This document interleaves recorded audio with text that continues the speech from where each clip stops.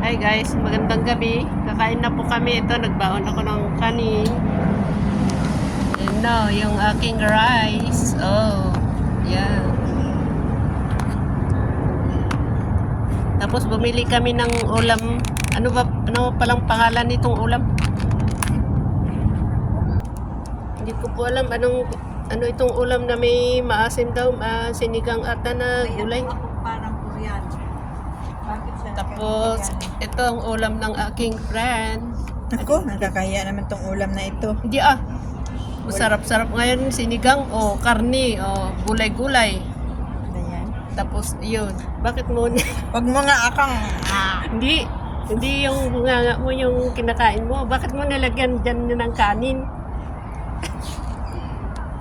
And then isang madam namin busy sa cellphone. Yan. Kakain na rin ako. Bakit parang wala akong kutsara? Hindi nagbigay ng kutsara. Meron ba dyan? Meron siya. Ay, wala ka kanin palang lang rice. Yan, di ba? Ano ba yun? Wala ka palang rice, kaya wala ka... Ano ulam ba natin yan? Sino nagbayad yan? Oh, si madam. Naging madam pa yan, hindi naging magbabayad na.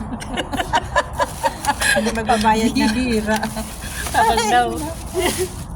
Ikaw Rose. Yung nagbayad daw, yun lang tatawagin madam. Bakit nandito sa akin yan? Sorry. Vlog. Nag-ano pa naman ako sa isda. Vlog natin to.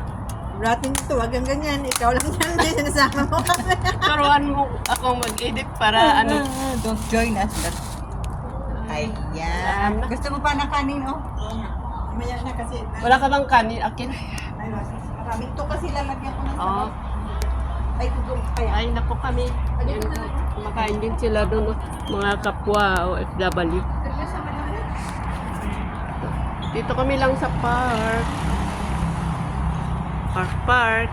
My rice is enough. Marami na itong... Sige na po. Kain na po kami. Yan lang muna guys.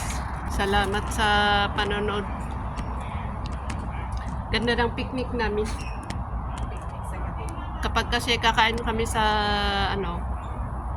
restaurant, hindi namin ma-enjoy ang kwentuhan kasi maingay, tapos may naghihintay ng susunod na customer, tapos uupo sila.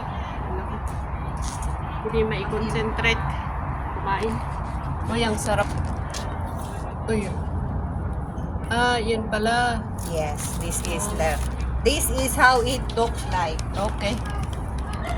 Okay, kain na po kami. Salamat sa panonood.